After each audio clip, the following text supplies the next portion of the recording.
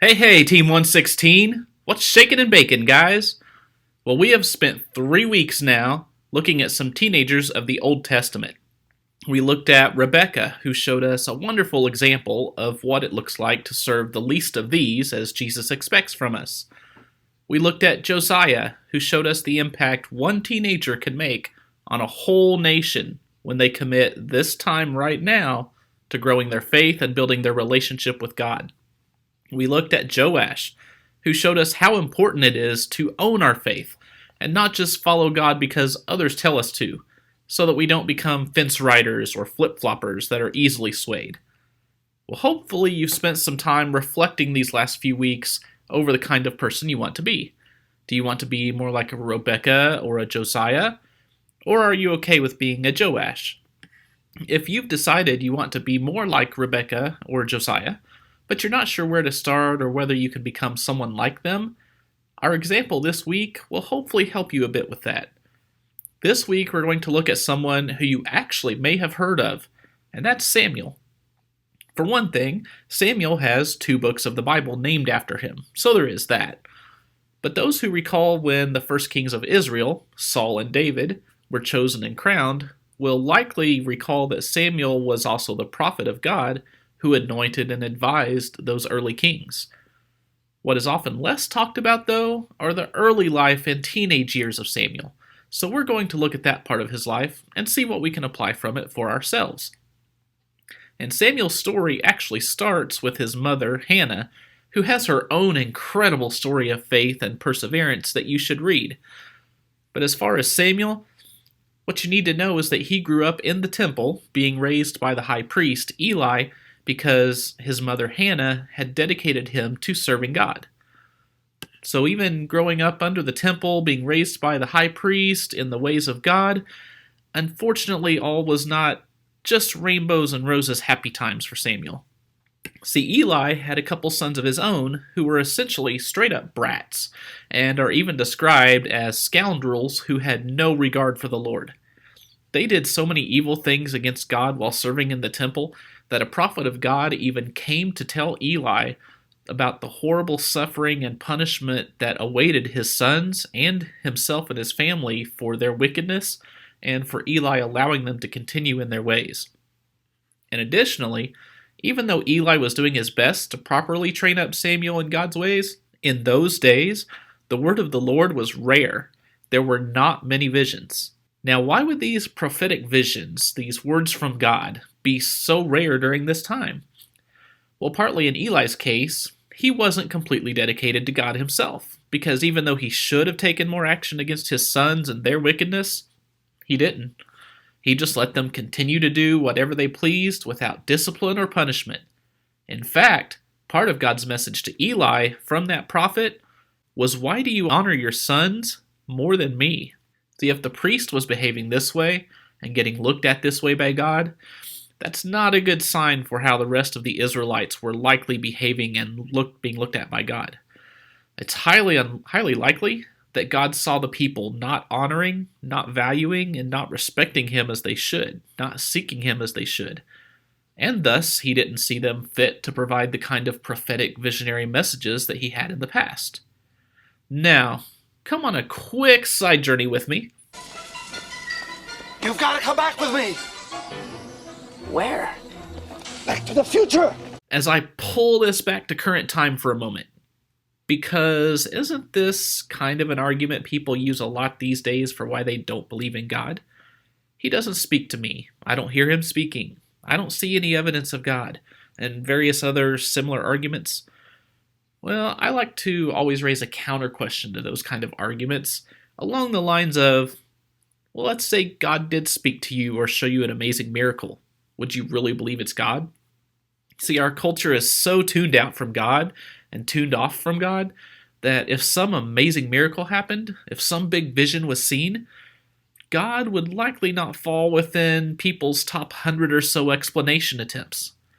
We try to explain away everything with science and reason and our enlightenment of knowledge as people. Interestingly, the same things people have done for thousands of years, including in Samuel's day. Speaking of Samuel, I'm back. I'm back from the future.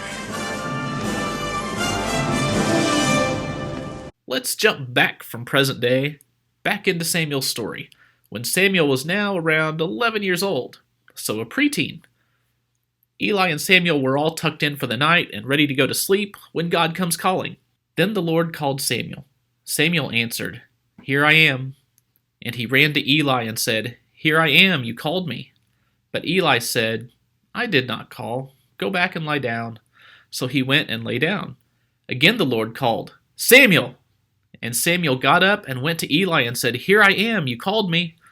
"My son," Eli said, "I did not call. Go back and lie down."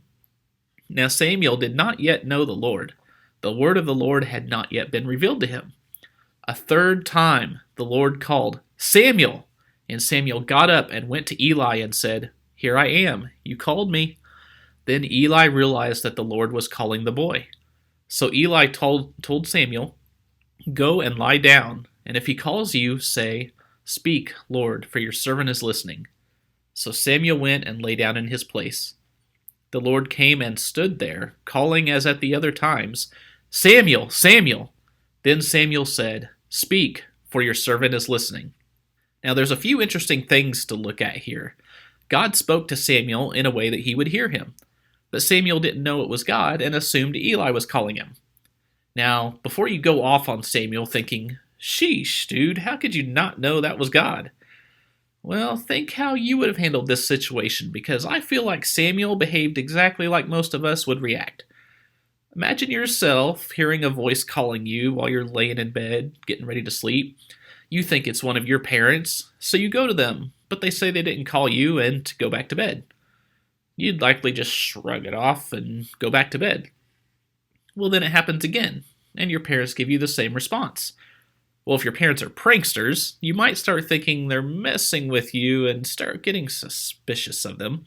Otherwise, you'd probably just go back to bed really confused, maybe shaking your head and just shrugging your shoulders like, what's going on? Well, it's the third time that's interesting to me, because how many of you would have just stayed in bed that third time and not even bothered with whatever you thought you were hearing? Not Samuel. Samuel heard, and he responded. Every time. Samuel's only issue was another interesting part of this story, that he did not yet know God, so he was responding to the wrong person. The modern day equivalent to Samuel in this case would be like a sixth grader who was raised in a godly home and taught all about God by their parents, who was always at church and Sunday school and youth group and taught all about God by their teachers, who had a close relationship with the preacher, the minister, all the leadership, someone who did all the things you're supposed to do to show you're a good Christian, but they had no relationship with God themselves.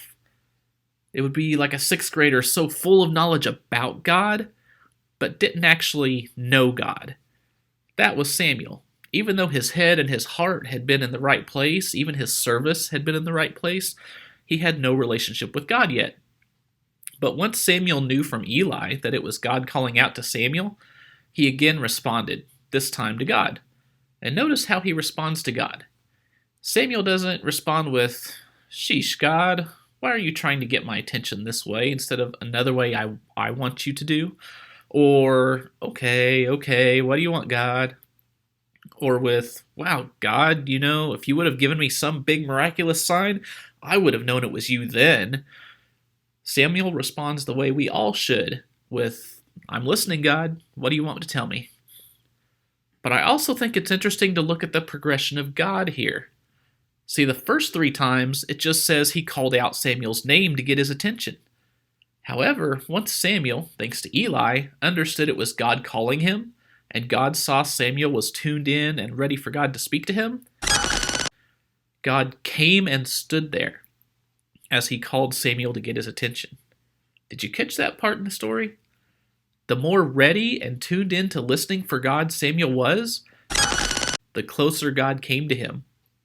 Now, this way God acts of coming nearer and closer to people who are seeking him out is expressed several other times in Scripture, including in Jeremiah, when God says, "Am I only a God nearby, declares the Lord, and not a God far away?"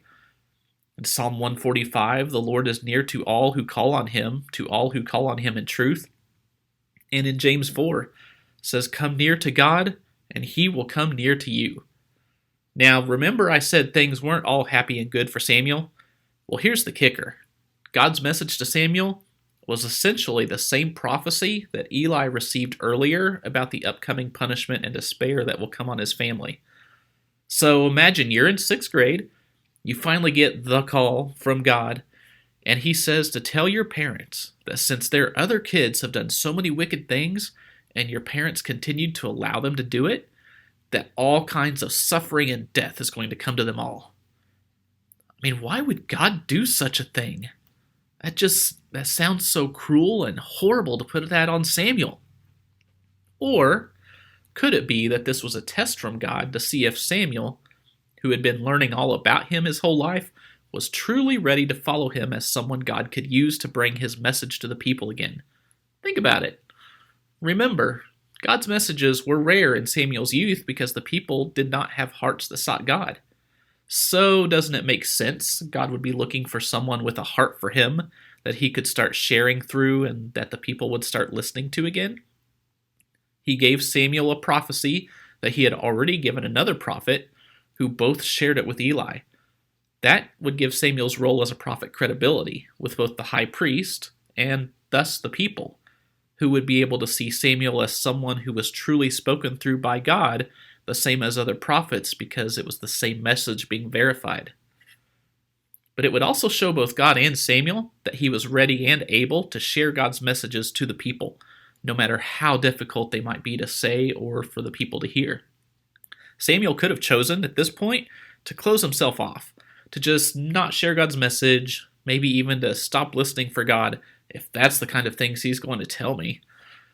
But Samuel stayed true to God, and from that moment on, became one of the greatest prophets recorded for God's people. The Lord was with Samuel as he grew up, and he let none of Samuel's words fall to the ground. And all Israel recognized that Samuel was attested as a prophet of the Lord. All because Samuel tuned into God, he listened, and he followed, even as a preteen.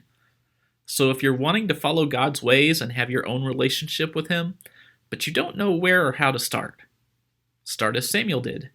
Let God know you're listening and you want him to speak. Tune in to God and watch and listen for him speaking. He might speak through something a friend says to you, through a song you listen to, through something you see in a video or from a show. It might be through those subtle thoughts you get when you're in a quiet place. There's so many ways he uses, but he'll use a way that you'll hear him through. If you get frustrated because you're not hearing him, remember that Samuel wasn't tuned into God at first either. He needed Eli's help. So ask for extra guidance from a faithful Christian that you trust. But when you do hear him speaking, respond and follow. He might give you something tough to do like he did Samuel. We can't expect just to follow the good and fun things God gives us and tune out the hard things. That's a way that leads you to become a Joash. Josiah, Samuel, even Rebecca, if you follow her story a bit more past what we talked about, they all followed God not just when it was easy, but when it was tough. So tune in, listen, respond, and follow. That's how you become like a Rebecca, a Josiah, a Samuel, or these other faithful Christians that you see in your life. And that's how you become someone unashamed of the gospel.